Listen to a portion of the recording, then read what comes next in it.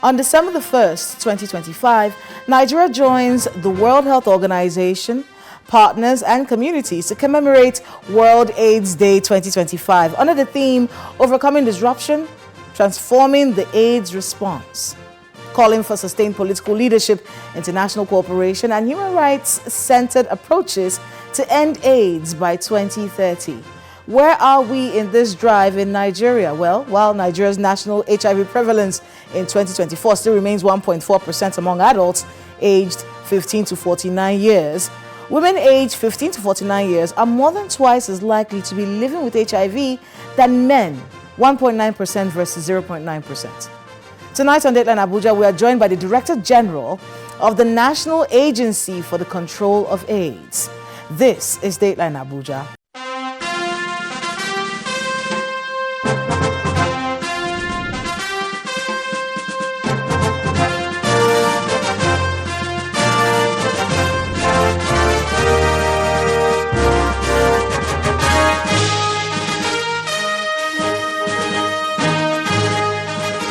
Hello and welcome to Dateline Abuja. I'm Kayla Magwa. Let's begin with a rundown of the major stories this week from Nigeria's seat of power. Many of the people kidnapped in Kwara and Kebbi states were released during the week. Some forests are to be cordoned off on the president's command. Senate committees for the armed forces were dissolved. The Senate is prescribing the death penalty for kidnappers. And someone doesn't want his police security detail removed as ordered by the president. Here's more on our Abuja Wrap. President Bola Tinubu has declared a security emergency in the country following recent security threats. The president, in a release he personally signed on Wednesday, also orders the army and the police to recruit more personnel. He says the police officers being withdrawn from very important persons in the country should undergo crash training when deployed to security-challenged areas of the country. Nigeria has called for a global framework that benefits communities hosting critical minerals in Nigeria and Africa, ensuring value addition at the source. Vice President Kashim Shettima made the demand on behalf of the country during the third session of the ongoing G20 Leaders Forum in Johannesburg, South Africa, where he is representing President Bola Tinubu at the event. President Bola Tinubu has welcomed the rescue of the 38 worshippers abducted by gunmen from the Christ Apostolic Church Eruka in Ekiti local government area of Kwara State with gladness. The president reacted to the news in a message he personally signed and posted on his X handle. He also expressed happiness over the recovery of 51 out of the 315 children who were abducted from the St. Mary's Private Catholic Primary and Secondary School in Papiri in Agwara local government area of Niger State. President Bola Tinubu has ordered the immediate withdrawal of police officers currently providing security for very important persons in the country. President Tinubu directed that henceforth police authorities will deploy their personnel to concentrate on their core police duties. The president gave the order during a security meeting with service chiefs held at the presidential villa on Sunday. President Bola Tinubu has ordered a total security cordon over the forests in Kwara State following recent kidnappings and terrorist activities. The president also directed the Air Force to expand its air surveillance across the innermost parts of the forests in Kwara State, where it is believed the terrorists are hiding. The special advisor to the president on media and public communication, Mr. Sunday Dari, disclosed this on Tuesday on his X handle. President Bola Tinubu has appointed Governor Hope Uzodimma of Imo State as the renewed Hope Ambassador ahead of the national launch of the federal government's Ward Development Program. The governor, who currently chairs the Progressive Governors Forum, is to also serve as the Director General for Party Outreach, Engagement and Mobilization. Welcome back. Recent data from the non-governmental organization Education is a Vaccine states that an estimated 1.5 million people could lose access to life-saving prevention and support services as Nigeria's HIV response enters a dangerous phase following the United States government's funding freeze. They warn that without urgent action, Nigeria risks a new AIDS emergency. Joining us to understand the issue and what plans are in place to prevent this emergency and reduce Nigeria's HIV and AIDS numbers is the Director General of the National Agency for the Control of AIDS, Dr. Temitope Ilori.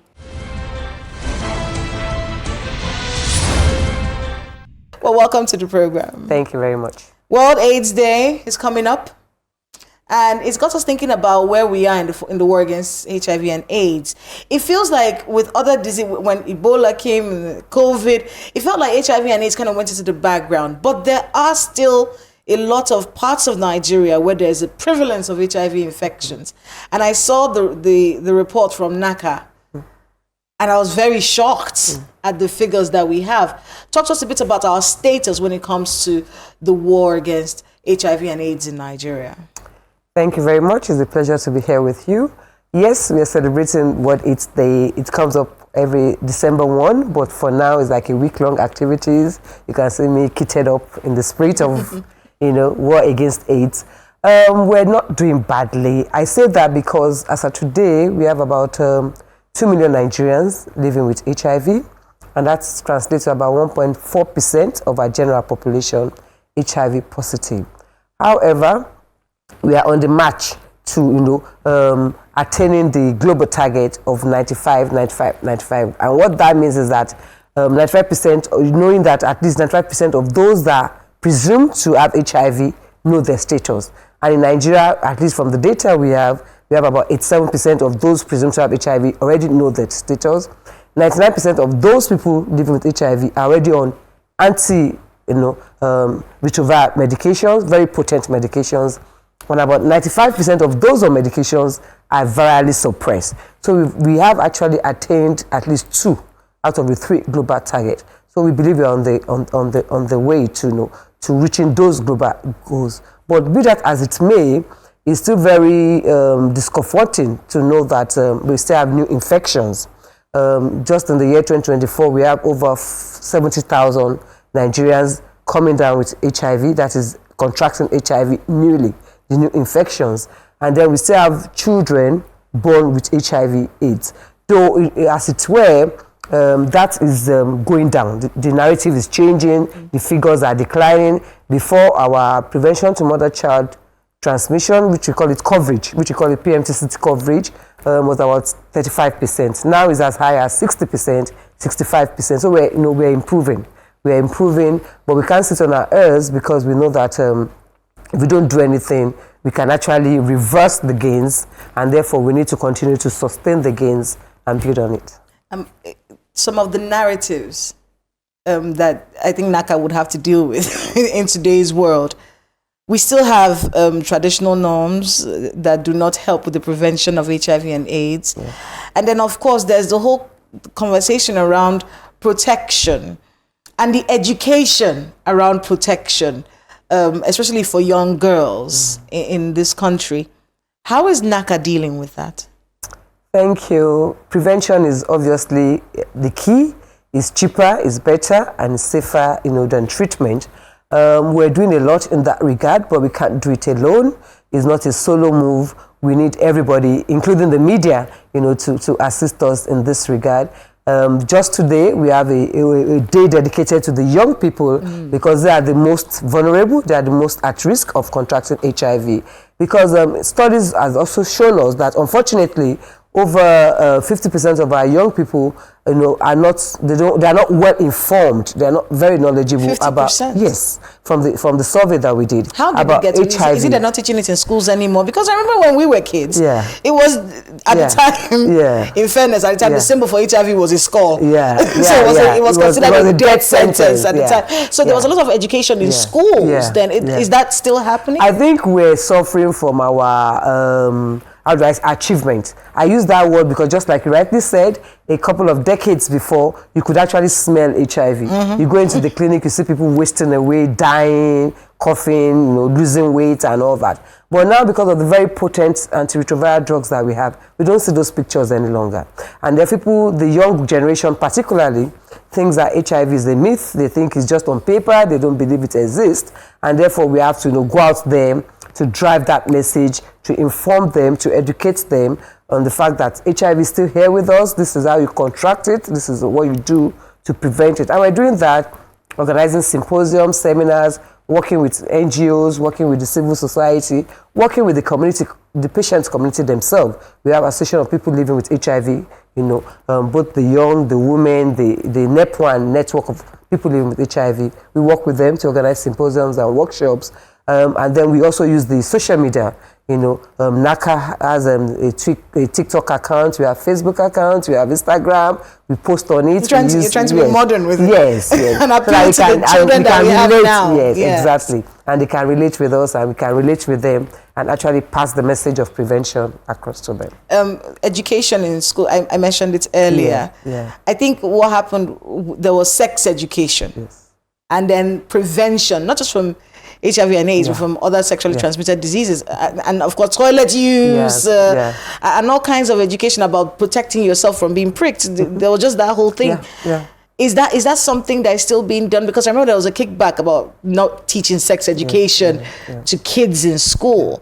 But meanwhile, the argument against that was the fact that part of what's being taught is prevention, and you're not giving the children that kind of education. Is that a conversation still ongoing? Yes, it is. As NACA, we work with sister agencies, the Federal Ministry of Education, the Gender and Human Rights Commission, and so many other agencies to actually drive this, even the Ministry of Women Affairs, Youth, Information and Culture. And therefore, we're having this conversation, really. And we continue to have this conversation because if you don't give the youth the right information, obviously, they'll go around with misinformation, particularly now with the era of AI and so many, everybody has access to the internet. Do you think sex education will help NACA? Yes, I agree. I agree totally that there's need to have sex education, and not only in schools, right from the homes. Parents, guardians should be able to have age-appropriate sex education for their wards, for their children, for their kids, even right as children, as they grow into adolescence, as they grow into adulthood. The situation in parts of the country where we have prevalence, I wanted to speak with that. Where are we looking at? A few years ago it was Rivers State, and I think it's Akwa Ibom now. I'm not sure what the situation is. But talk to us about places that HIV is prevalent in Nigeria and why that prevalence exists in those places. Thank you. I always shy away from answering that question. Why? Because I don't want to give people the false belief that they are safe, because actually nowhere is safe. Even in those communities where the prevalence is as low as 0.1, there's still that risk of you contracting the infection despite that. Yes, in some communities higher, maybe due to some sociocultural practices, but things are changing now. Very soon we'll have another nationwide. Honestly, the last time we had a nationwide survey was in 2018, but we've been having pockets of course, surveys, and we have the states doing their own thing. So we believe that the narrative is changing, and I always want to share to say, it's higher here, it's higher there, because, like I said, we are all at risk. And so the most important thing... I think it's important for people to know where there's and it's helpful. Yeah. I know that maybe some people may take it the wrong way and start to look at people from that place and labeling them. I know that could be a problem.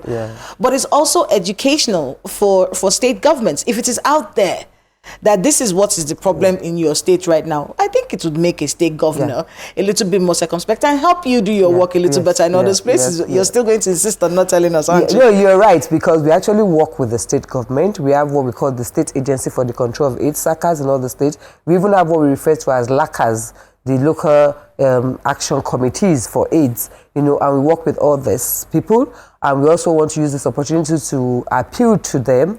I know some states are doing a lot, but there's still room to do much more, in terms of resource allocation, in terms of buying commodities, in terms of sensitization and awareness, and even preventive measures and messaging. That even as the federal government is doing a lot to sustain this response, the state government also needs to, come up, ditto for the local government. Yes, it was, the figures are higher in states like Rivers State, Akwa Ibom, just like you said, even Benue State, but like I said, we are all at risk. When we talk about sexual and gender-based violence in Nigeria, we can pick the states that are the model for other states to copy. Yeah. So when we look at Ekiti or we look at Lagos, we can say, look, they've created a model that protects vulnerable people, and other states can aspire to whatever they've done there. Are there states that stand out for you in their response, whether it is prevention or availability of health care for people with HIV and AIDS? Are there states that stand out so that other states can copy them? Lagos State stands out. Still? Lagos State stand out. They have this response in check. They also have these committees that work very, aggressively with them. So, in fact, just a couple of months back, we were all in Lagos State to have what we call the National Council on AIDS, and I would say it's our poster state. Lagos is the poster. How is Abuja doing? We're doing fairly well. Fairly. What can we do differently? At least the FCC minister watches this program. So what can... We're doing fairly well. Like I said, the biggest room is the room for improvement. So I believe we can do much more. In Abuja, at least. All right, we'll go on a short break. And when we come back, we'll be taking a look at funding, because worldwide, cuts in funding have affected the availability of antiretroviral drugs for people with HIV and AIDS and other ailments. I will get to that shortly. So please stay with us on Dateline Abuja. We'll be right back.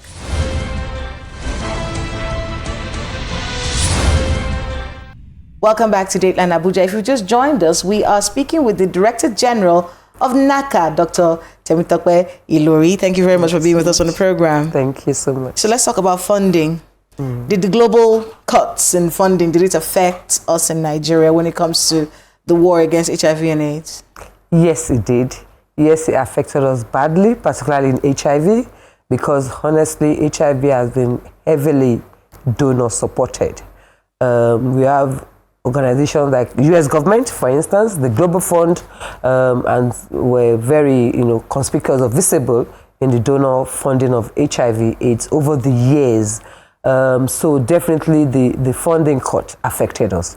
But, we're turning the challenge into commitment. We're turning it to opportunities.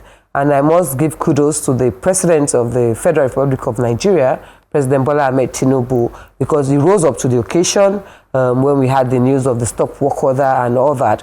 We sought his help, and he actually ring-fenced about 300 billion naira for HIV, malaria, and tuberculosis, so that there is no disruption in services. In fact, the theme for this year's World AIDS Day is overcoming disruptions, sustaining the Nigerian national response. And, we have this inter-ministerial committee, headed by the Coordinating Minister for Health and the Honorable Minister for State for Health, and also the Minister for Finance, the Minister for Budget and Planning, are part of these committees. And it was all in a way to harness domestic, resourcing, domestic appropriate funds, so that we continue to sustain the response. And I give kudos to that. And we've been doing just that. And we also appreciate, actually, let me use this off forum to also appreciate the US government, because I appreciate them because they've been with us since the beginning of HIV. And honestly, they've been big brothers to us, ditto for other funders like the Global Fund, and they're still here with us. But what we're discussing now is how to have what we call country ownership, Nigeria ownership, for Nigeria to actually drive the response with their own technical and financial support. So we have to now walk the talk, ensure that there's enough budgetary allocation to this disease, HIV and others, and to ensure that, like I said, not only at the federal level, but at the state and at the local government level.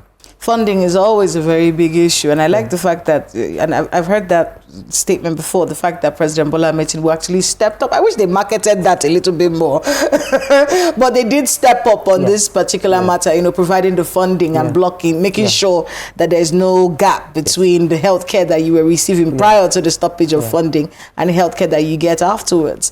How has the response of people with HIV and it's really new infections, how has the response been? Are they quick to go to healthcare facilities? Are the primary healthcare centers equipped with antiretrovirals? How is access to treatment when you get HIV and AIDS in Nigeria? Is it better now? It is indeed very good. Access to care is very good. I say that because we have over 40,000 health facilities offering, screening, offering testing, offering treatment for HIV/AIDS for free. For free. The drugs are bought by the federal government and partners, donor partners that I've mentioned earlier, and we stock them in the central warehouse here in Lagos, and also here in Abuja, and we distribute it to all the facilities, all the 36+1 states, at the time on request and on requisition. Aside from that, how do I say it now? Even the non-conventional centers, we're actually going to the community to to do community testing, to do community outreaches. We work with faith-based organizations. We work with traditional rulers. You know, we work with community leaders to ensure that we carry the message across. And then we have what we refer to as self-testing. We have some kits now that in the comfort of your homes, you can actually do them. Some are blood, some are even saliva. You know, you just swipe it around your mouth and then put it in a serum, and then you read it just like you do pregnancy test and all that. And so we encourage people to do this test, but if found positive, they have to now come to the facilities for what we refer to as confirmatory test, because they have to be confirmed. And if confirmed, we have counselors that will counsel them, that will take them through, you know, the processes and then link them to care so that they can start the medications, which I keep emphasizing is free of charge. And the good thing too is that we are working with the National Health Insurance Agency to ensure that HIV patients are actually enrolled on the National Health Insurance Scheme. And that means aside from even their HIV treatment, they can actually also cater, you know, for their other needs. If they come down with malaria, come down with other pneumonia. things. That became very pertinent because we realized that with the good potent medications, many more people are living into old age. We have people now that have been HIV positive for 10, 20 years, that they're in their 50s, in their 60s, and some of them are coming down with non-communicable diseases like hypertension, like diabetes, and so they need continuous care. Some of them, they even get killed faster with these disorders than with the HIV itself. So now we're enrolling them as vulnerable groups under the health insurance scheme. The stigma, though, that comes with HIV and AIDS, is that something NACA looks into? People lose their jobs sometimes, they're thrown out of their families, ostracized and whatnot. The community basically turns their back on them. We still have to deal with things like that. Is that something NACA looks into? Yeah, unfortunately, we still have stigma, though it's reducing, I must say. Very soon we do another stigma index survey just to highlight where we are, you know, and compared to where we're coming from. Yes, we actually have some laws, you know, the anti-stigma law, anti-discrimination law, and many of these laws are already domesticated by some of the states, you know, or many of the states, in fact. But unfortunately, people are not really, you know, utilizing this law. Like I said, we work with the National Human Rights Commission. They can actually, you know, have a legal redress if there's need for it. We have the workplace policies that people can actually refer to. But I would say the issue of stigma also has to do with knowledge. You know, sometimes it's born out of fear, you know, misinformation. Oh, if I touch this person, I may contract HIV. If I share the same offices, I may contract HIV. If you use the same toilet, I may, you know. And all these are wrong information. They are myths. They are not, you know, they are not truth. So that's why we're using this medium, you know, for people, especially the media, to help us to amplify that messages. We're trying to integrate mental health awareness into the HIV package, you know, to ensure that aside from the counseling and all that, you should be able to access mental health, you know, care along with your HIV journey. Yes. And we're already talking with experts, and you know, strategies are already being put in place to actually institutionalize this. If a person who has HIV knowingly infects other people, what the person is charged with what? Well, like I keep saying, we are all in it together. I wouldn't be able to cite the law now, but I think, like I keep saying, knowledge is power. So everybody should, even not knowing the person's status, we should all be on our guards. So like we say, ABC, abstinence for the younger ones is key. Be faithful to one partner. Avoid multiple sexual partners. Use condoms if you have to. Have safe sex. You know, so all these are important, even if you don't know. I'm not at any obligation to tell you my HIV status.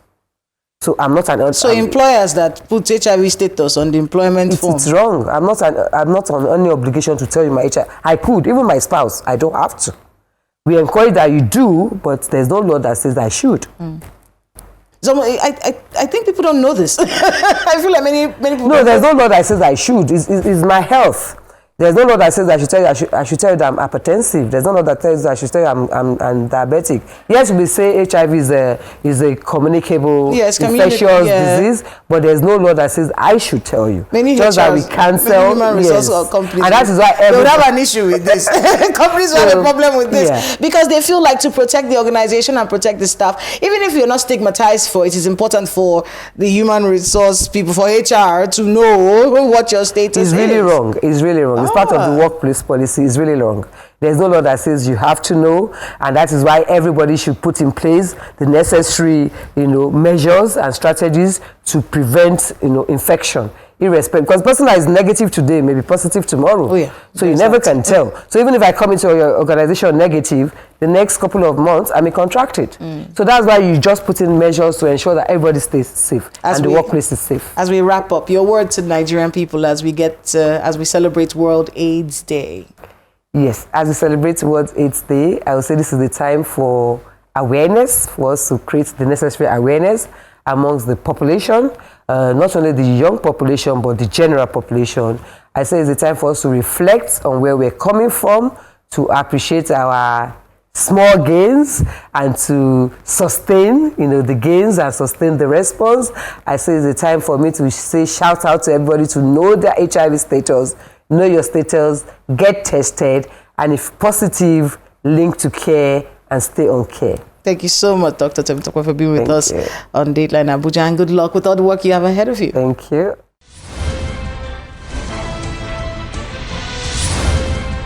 Thanks to my guest and to everyone who spoke to us today on the program.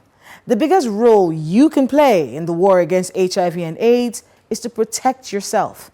Check your HIV status regularly and know that an HIV diagnosis is not a death sentence. There's help available for you in every hospital you walk into.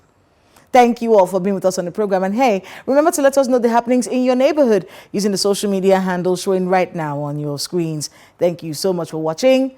I'm Kayla Magwa. See you next time.